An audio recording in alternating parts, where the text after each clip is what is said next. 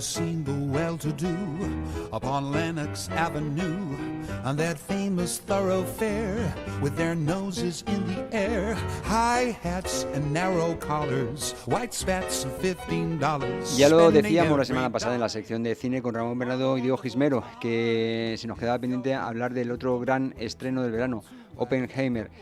Y ya lo hablábamos incluso ayer en la sección de salud con Ramón Bernardo, que es una película que yo creo que despierta bastante curiosidad a nivel general. Buenos días, Ramón Bernardo, ¿qué tal? ¿Cómo estás? ¿Qué tal? Buenos días, José Luis. Buenos días, Diego. Pues encantado de saludaros a vosotros y a todo nuestro público, espectadores y oyentes de Alcarria TV, de Radio Guadalajara. Encantados de estar aquí todos una semana más. Y para hablar de cine, esta semana de Oppenheimer, ¿no? Que es la gran sorpresa del verano. Efectivamente. Diego Gismero, buenos días. También tú conservas el fondo de la semana pasada. A un lado Oppenheimer, a otro lado Barbie, porque nos dio tiempo solo a hablar, que son películas con mucha amiga, todo se ha dicho. Pues Diego tiene el corazón partido. Bueno, es lo que tiene, como Alejandro Sanz. Efectivamente. ¿Cómo te conozco ya? ¿Cómo te conozco? Qué bien me conoces. ¿Cómo me conocéis? Casi 10 años no sé decidirme en cuál de las dos me quedo, porque es que ambas me han gustado, cada una a su estilo, pero ambas me parecen las películas del verano, así que, bueno, y más otra que ya os comentaré, para que la voy a dejar luego al final del programa, voy a decir una, para dejarla pendiente, para que la comentemos la semana que viene cuando la hayas visto, Ramón. Pues vamos con ello, si os parece. Ramón Bernardo, Oppenheimer, esta película sobre el proyecto Manhattan, sobre Robert Oppenheimer, sobre el que se consideraba, si no me equivoco, el padre de la bomba atómica. Ramón, cuando quieras, ¿cómo lo ves? ¿Cómo lo has visto? Primero decir que, claro, que para los cinéfilos cualquier estreno de Christopher Nolan es un acontecimiento, ¿no? Christopher Nolan desde el año 2000 nos ha ofrecido, esta sería su undécima película, desde Memento, que fue la película que le dio fama y le descubrió, una película que tiene detractores, pero que desde luego es una película de la que se ha hablado mucho, y luego pues ha ido haciendo películas durante estos años, durante estos 23 años, algunas excelentísimas, como la trilogía del Caballero Oscuro, a mí me parece de lo mejor que se ha hecho sobre Batman y sobre cine de superhéroes. Interestelar, que es una película, desde luego, un hito dentro de la ciencia ficción, aunque ha hecho también, permitidme que lo diga, cagadas como Tenet, aunque tiene también sus defensores, ¿verdad? Y este verano... Yo la defiendo. Sí me gusta que haya gente como tú, Diego. Pero además hay gente que incluso dice que Tenet tiene explicación. Eso está fenomenal, eso me encanta, de verdad. Pero bueno, no vamos a hablar de Tenet. Pero este verano se han unido el fenómeno Barbie y el fenómeno Oppenheimer y se han convertido en Brabenheimer. O sea, ese fenómeno en el que dos películas diametralmente opuestas, una comedia, un drama, una color rosa, otra color rojo, púrpura, se han unido y han formado un fenómeno que ha llenado las salas de cine, que eso es una cosa que a mí me entusiasma y que ya se está reflexionando mucho de por qué ha ocurrido esto, y posiblemente desde luego las campañas de promoción han sido muy buenas, sobre todo la de Barbie, que es una campaña de promoción magnífica, pero también a lo mejor las sagas, ya estábamos cansados de otra de Santiago Segura, de otra más de superhéroes, ya estábamos cansados de otra más del Hombre Araña, de animación, a lo mejor cansados, un poco agotados ya de las sagas,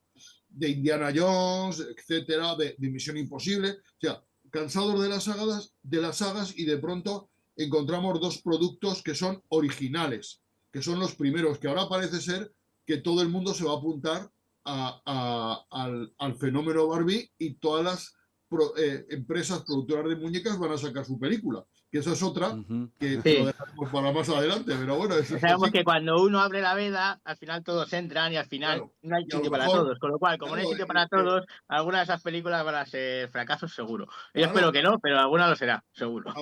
El fenómeno se agota, ¿no? Bueno, entonces, Oppenheimer es una película difícil, o sea, no es una película fácil, no es una película para el público, el gran público, es una película que es una película muy dialogada, que tiene diálogos muy sesudos, ¿vale? Muy complejos, que además está muy basada en primeros planos, que es una película con muchos personajes, que algunos pasan fugazmente, que es Sí. difícil meterlos dentro de la trama a veces. Es una película compleja de ver, compleja.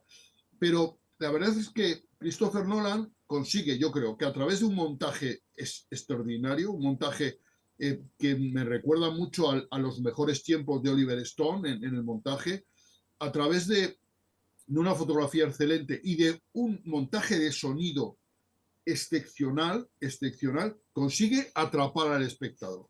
Y nos ofrece una mezcla de biopic, thriller y película de juicios, ¿no? Todo además con un formato que es muy asfixiante, pero al mismo tiempo muy atrayente y algo perturbador. Y la verdad es que le ha dado resultado, porque ya vemos que está llenando las salas y los comentarios después de ver la película, después de ver 3 horas de película, 3 horas de película en la que no paran de hablar y en la que nos explican los agujeros negros, la fisión nuclear, o sea, que en la que nos explican, incluso nos explican procesos que se producen en la burocracia, diríamos, política americana, Sí. que son complejos, que son difíciles, ¿no? Y todo eso está muy bien contado, utilizando además el blanco y negro y el color. El color para cuando es Oppenheimer el narrador, porque la película está narrada en primera persona, diríamos, por Oppenheimer, Sí. y en blanco y negro cuando es otra la perspectiva de otra persona que cuenta la historia, ¿no? ¿Qué te ha parecido a ti, Diego? ¿Qué te atrae de este Nolan? Pues mira, a pesar de ser una película, entre comillas, muy dialogada, es una película que sigue teniendo un ritmo frenético en todo momento, un ritmo que a mí me parece más frenético, ¿no? Y, buenísimo, no tampoco frenético, no quiero tampoco que la gente piense que es frenética la película, pero sí que es verdad que la película, aunque son casi 3 horas, y es un thriller de acción en algún momento, ¿vale? Pero es que a pesar de convertirse en un biopic a un thriller, ¿vale? Para mi gusto es buenísimo el tema bélico en el que no se va a ver ni balas, ni disparos, ni siquiera se van a ver gente corriendo, ni peleando en ese sentido. Creo que está llevada a cabo de una manera magistral. Es verdad que la gran escena, además, que todo el mundo espera con Oppenheimer, tampoco es tan importante en la película. Eso también o sea, es importante, pero no en el montaje de la película. Y a mí me ha gustado la película, yo debo decir que me ha gustado bastante el apartado visual, como siempre, para mí Nolan me encanta y el sonido de Nolan también destaca. O sea, yo creo que es que el Nolan te hace entrar en sus películas, a pesar de que hay gente que le tiene como un director muy antipático, entre comillas, porque tampoco llegas a querer mucho a sus personajes, normalmente en sus películas. Muestra un poquito una frialdad que a mí me gusta cómo muestran estos personajes, normalmente las películas de Nolan. A mí sí que me parece una película interesante, una película que, aunque no digas que no es para todos los públicos, estoy de acuerdo, no es para todos los públicos, pero tampoco creo que se vayan a aburrir mucho la gente que no le da tanto por pensar. Yo creo que, oye, al menos es una historia que todo el mundo sabe, pero todo el mundo conoce la historia de Oppenheimer, o bueno, entre comillas, todo el mundo, Ahora sí, ahora pero todo el mundo la conoce, ahora ya todo el mundo la conoce. ahora ya sí, exactamente. Ahora ya no queda otra. Ahora todo el mundo pero es verdad que tanto las pausas que hace, la forma de tratarlo y tal, a mí me parece una película de Nolan 100%. Una película en la que, oye, el tiempo es importante, pero a mí me gusta mucho. Sobre todo ese mezcla entre drama, biopic, un thriller con temas políticos, temas de juicios, como tú bien dices. A mí me gusta cómo toda la mezcla casa y se convierte en una película en la que las 3 horas a mí se me pasaron más o menos, entre comillas, rápido. Que te iba a decir, Diego, has apuntado una cosa que está muy bien, que yo no había apuntado, no había visto, que es que Oppenheimer también es una película de guerra, es una película Sí, bélica en la que no se pega ni un tiro. O sea, me explico, sí, y eso no deja de ser un mérito, porque efectivamente nos está narrando la Segunda Guerra Mundial, nos la narra además desde el punto de vista de la vivieron muchos norteamericanos, que es desde la lejanía, ¿no? pero que estaba muy presente, y eso también está en la película, ¿no? Además, yo destacaría, hay una parte de la película que es los tejemanejes de este congresista, de este Louis Strauss, que está interpretado colosalmente por Robert Downey Jr., que es un personaje siniestro y vengativo, que además se va a vengar de Oppenheimer por un malentendido que él se monta en su cabeza y que ese malentendido le lleva a intentar, después de la guerra, quitarle la credencial de seguridad a Oppenheimer, que eso es un proceso burocrático, pero que tenía mucha importancia, porque tú le quitabas la credencial de seguridad y ya no podía trabajar para el gobierno. Ya se dedicaría a la enseñanza, lo que fuera, pero ya no podía investigar para el gobierno, ¿no?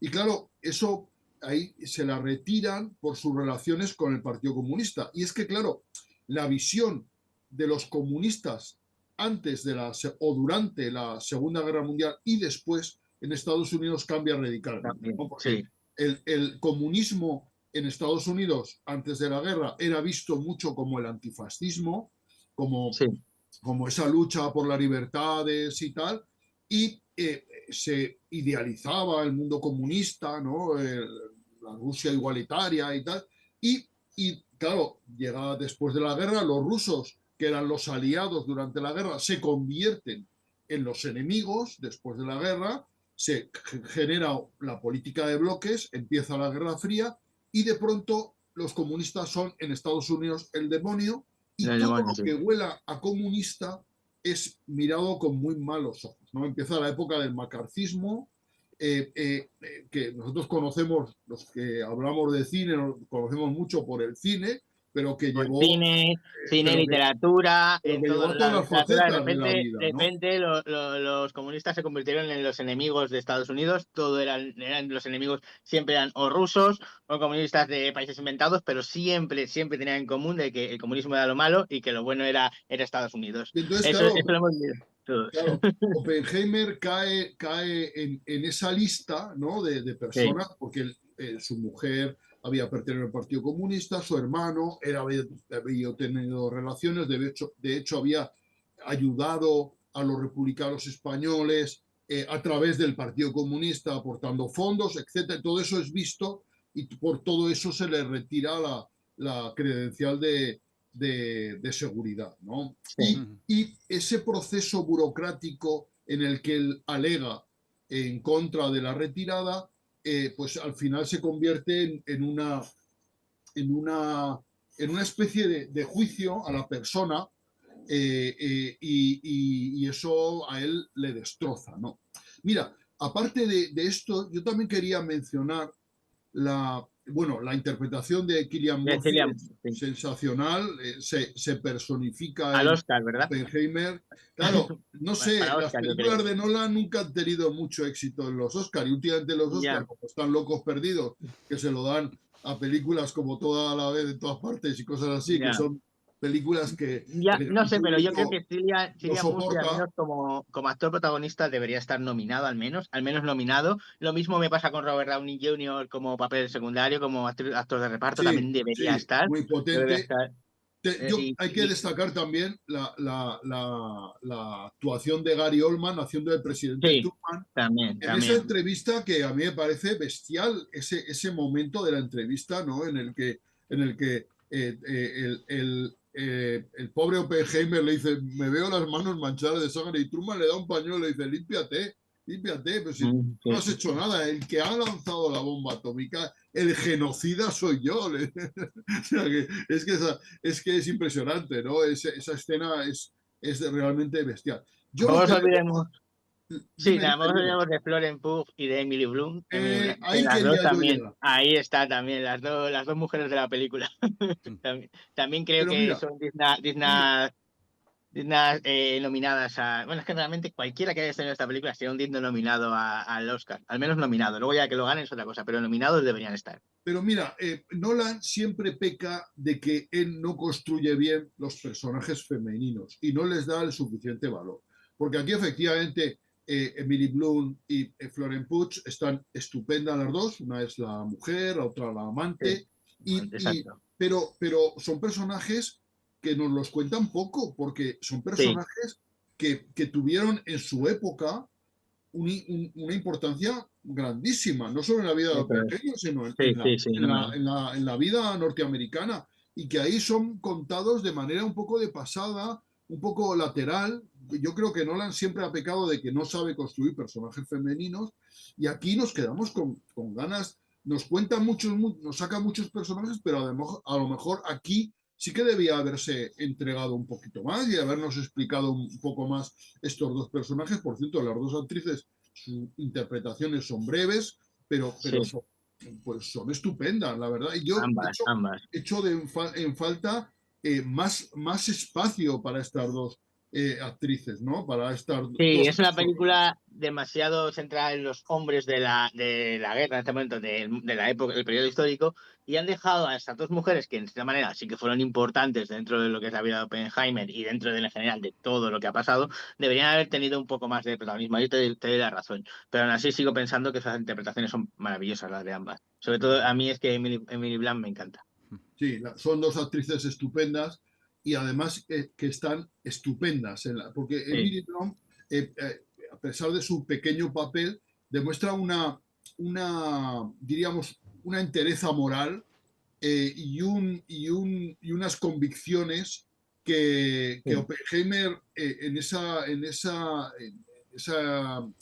ese juicio burocrático sobre la credencial, la acreditación de seguridad, él se derrumba, pero Emily Blunt no se derrumba, ella se mantiene firme, ¿no? Yo creo que eso está muy bien retratado.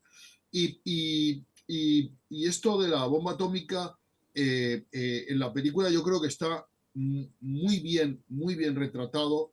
El que los científicos, Oppenheimer pensaba que el que tuviera la bomba atómica iba a generar la paz absoluta, porque ya nadie se atrevería a hacer una guerra, y ha sido todo lo contrario, porque desde la Segunda Guerra Mundial no hemos dejado de estar en guerra, ¿no? En guerras. Ahora mismo seguimos en guerra, ¿no? Claro, sí, perdón.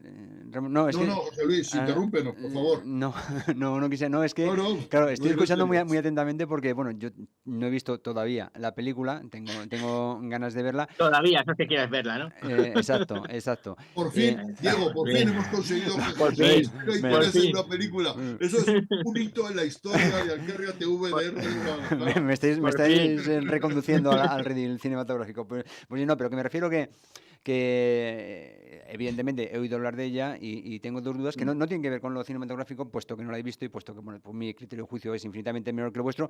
Son dudas más bien conceptuales y en lo que estáis diciendo, pues yo creo que más o menos me quedan claras. La primera era, a Robert Oppenheimer en esta película se le vende como un físico nuclear de altísimo nivel que desde su trabajo, lo que acabas de decir, pensaba que estaba construyendo, o se le vende como el responsable de las salvajadas de Hiroshima y Nagasaki. Esa era la primera pregunta. No sé qué opináis vosotros. Ahora os hago la segunda. Está claro que Oppenheimer se le nombró el coordinador de un programa en el que se gastó Estados Unidos $2.000 millones de la época, en la que se construyó una ciudad entera en una meseta en Nuevo México, en Los Álamos, y es el coordinador de todo eso, ¿no? Diríamos que la bomba atómica es, en definitiva, el resultado de un producto empresarial, magnífico, ¿no? Y Oppenheimer es el coordinador de eso. Oppenheimer introdujo en Estados Unidos la física cuántica. La física cuántica es la física de los átomos, de los electrones, los neutrones y de los protones, ¿no? Eso es la física cuántica.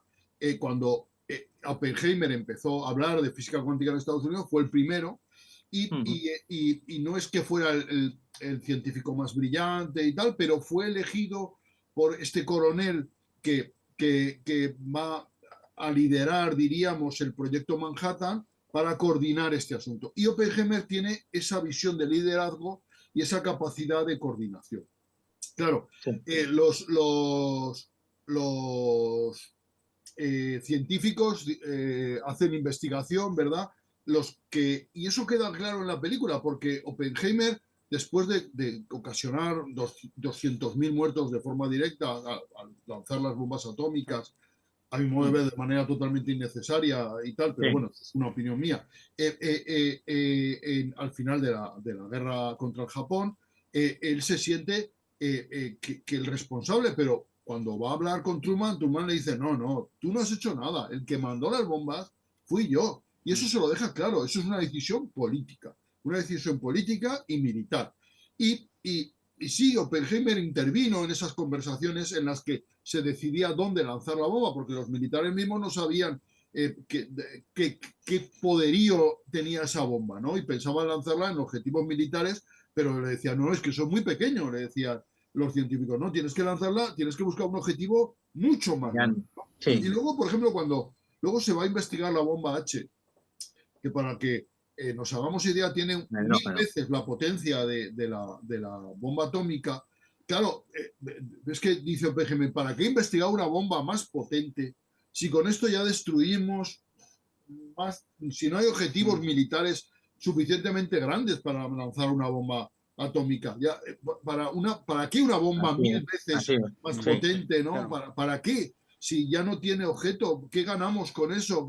Pues que no la tengan los otros, simplemente era el asunto, ¿no? Claro. Y entonces, claro, así hemos generado un arsenal atómico que es capaz de destruir que ojalá de veces la Tierra, jamás, o sea, claro, jamás se lance, es un arsenal disuasorio, por así decirlo, pero que tiene un peligro intrínseco tremendo. Chicos, tenemos que ir terminando porque llevamos más de 20 minutos. Dejadme para terminar, sí, que como toda gran película, no deja de tener algún gazapo. En este caso, esta película tiene un gazapo referente, que bueno, ha salido en redes sociales, en todos los lados, que es referente a su bandera, la bandera que utilizan de Estados Unidos. Estados Unidos, en la década de los 40, la bandera que tenía era de los 48 estados, eran 48, no 50, porque Hawái y Alaska todavía no se habían anexionado.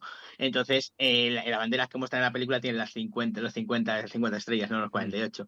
Pero bueno, es un pequeño fallo, pero que la gente muy purista se ha dado cuenta, y más siendo estadounidenses, con lo que les gusta remarcar la bandera en el periodo histórico, pues ha sido un fallo ahí un poquito grande. Pero mira, Diego, a mí me parece importante porque Nolan, que presume de ser tan meticuloso, tan bueno, y que repite escenas y que busca, investiga absolutamente todo, va y mete la pata en la banderita. No me fastidia. Estará tirándose de los pelos. Me has roto la película. Yo estaba contento y me la acabas de romper, Diego. Me la acabas de romper. En fin, desde luego. Bueno, esa película que quieres que vea yo para la semana que viene. Dime cuál es, Diego. Así muy rápido, es una película de Netflix, una película de animación, una película que puedes ver con tus nietos, que se llama Nimona. La he visto, pero ¿la has visto? Bueno, por favor, claro, la semana que viene hablamos. Me parece increíble la película, me parece fenomenal, así que quien no la haya visto, que aproveche a ver esta semana, que la semana que viene la comentamos aquí juntos. Te quería pillar, Diego, pues pero no la sí, te quería pillar, no sé si la has visto o no. Pues ya tenemos deberes para la próxima semana. Muchísimas gracias, Ramón Bernadó, muchísimas gracias, Diego Gismero, por este ratito hablándonos de esta película, hoy Oppenheimer. El próximo día, bueno, ya lo presento el próximo día porque es un nombre un poco raro que todavía no me he aprendido. Gracias, chicos, hasta... Nimona, es muy fácil, Nimona, vale, venga. Nimona, sí, exacto. Gracias y hasta la próxima. Hasta la próxima semana. Muchas gracias, nos vemos en el cine.